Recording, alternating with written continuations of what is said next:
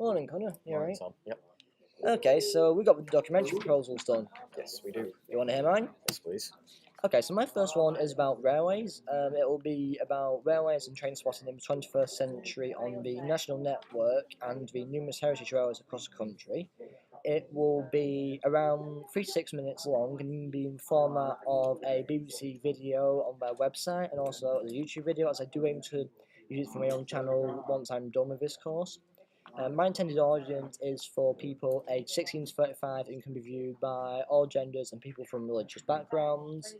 The purpose of the documentary is to educate my audience about the 21st century's railway network and what life is like on a modern day heritage railway, as well as what it's like to be a train spotter. Again, because my film is about railways and trains, I will be interviewing railway personnel and railway enthusiasts to get their view on what life is like working on the modern railway network and how some railways has become a lifestyle. My documentary will also include an insight to railway modelling and how people enjoy recreating the days of a bygone era for the future of what model railways will look like, as well as some people who prefer to make models than watch videos of trains and railways. The documentary will be filmed in 3 locations. These are Manchester Piccadilly Railway Station, York Railway Station, and the East Lancashire Railway in Bury. The documentary will include the following codes and conventions, which are voiceovers to provide information about the trains, intro and outro music for the start and end of the documentary, and title screens to display information of the trains featured in the documentary. Because I want to produce this documentary to the best standard of quality, I shall be using a Canon DSLR camera, a tripod, and a shotgun to get the best of sound quality for my documentary. I'll also be using Adobe Premiere Project Pro to complete editing for my documentary. Also, I intend to use the green screen at college for some parts of the documentary when I'm introducing the documentary. And the way I'll use the green screen is to make it look like I'm inside of a train and do jump transitions for when I would be filming at another location. And my film will be representing the best standard of quality that I can deliver for BBC and my channel. It'll also be very creative and unique, as this is a one-of-a-kind documentary. And that's Railways one done. Okay, that sounds pretty interesting. Yeah. Again, with time, the jump cuts and the actual interviews with the trained personnel. Yeah. How much time do you reckon that would take to do altogether? The interviews themselves, I reckon around 5 minutes. But to save me time, what I'm going to do is put a title screen with the question, and then jump to the cut where they're answering the questions. Okay. So essentially, I'm saving myself around like 30 seconds of run time. Also, yeah, that's basically that. Okay, that's interesting. Okay, now do you want to hear my second one? It's about scouting. Yes, please. Okay, my documentary is about scouting and life as a scout in general. It will be 3 to 6 minutes long again. It will be in the format of a video on BBC, and then I do intend to further extend it onto my YouTube channel, making it a bit longer. My intended audience is for people aged 16 to 35 and can be viewed by all genders and people from all ethnic backgrounds. My purpose of the documentary is to educate and inform my audience about what life as a scout can be like and hopefully gain interest of younger audience, mainly the 16 to 25-year-old section of the audience, to consider joining the Scouting movement. Again, because my film is about scouting, I will be interviewing a scout leader from my local group, a young member of the scout troop, roughly aged 13 to 14, and I'll interview both male and female from scout from my troop. As well, I'll also interview the Scout Council Commissioner for Greater Manchester East County, who will be able to inform us about how managing a county of over 500 scouts affects your life.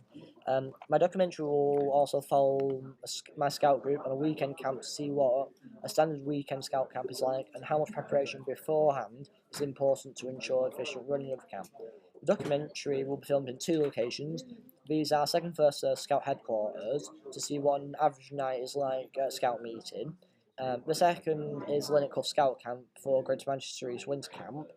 This will show what life is like on a weekend camp. This is also where I will conduct the interviews with young members of the Scout unit and the County Commissioner for Greater Manchester East to get the insight of running a Scout county.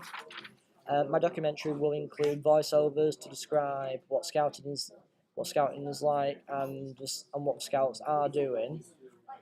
in the shots. Also a close-up of what uniform would look like and how it would be worn. Title screens for the interviews and intro and outro music from start and end of the documentary.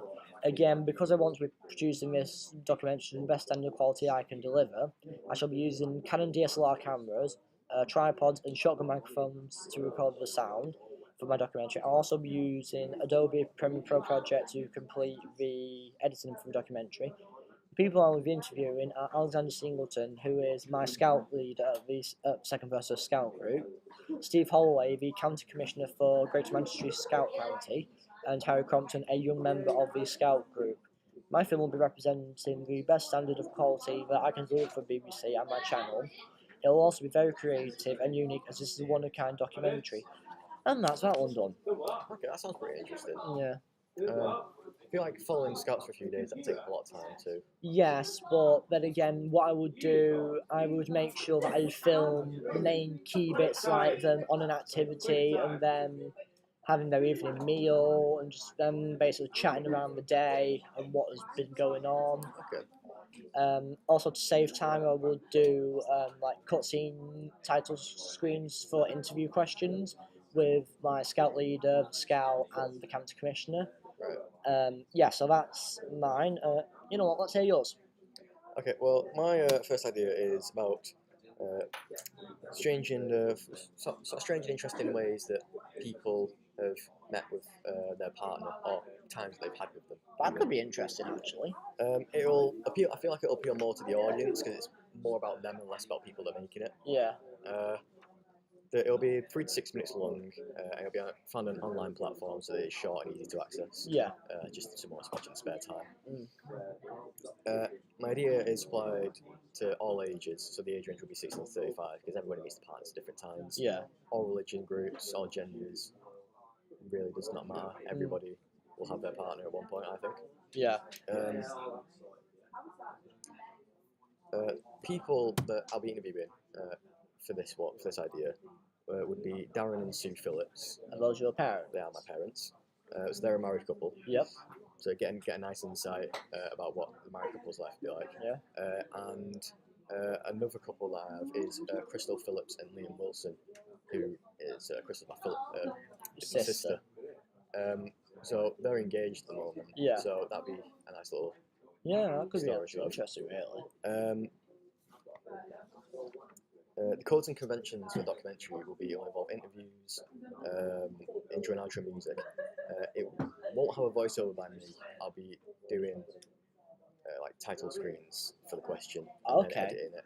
Okay. To their answer. Just save a bit of time. I'll be using a DSLR camera, a tripod, and a shotgun microphone. Yeah. So that I can get the best possible quality and sound. Yeah.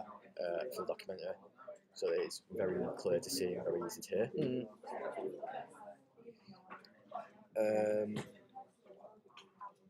The BBC values that my documentary will actually be doing is it'll be putting the audience first. Yeah. Because it's all about them.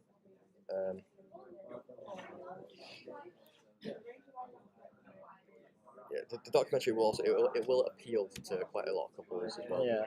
Because it's more, like I say, it's more so about them and less so about like say single people and things. Yeah. So it's definitely it is more focused to couples. Yeah, that's really interesting actually, Connor. Let's hear your second proposal. My second idea for a documentary is actually about interesting tattoos that people have, maybe ones with stories behind them. Go on. This idea would only really appeal to people who have tattoos or plan on getting tattoos. Yeah.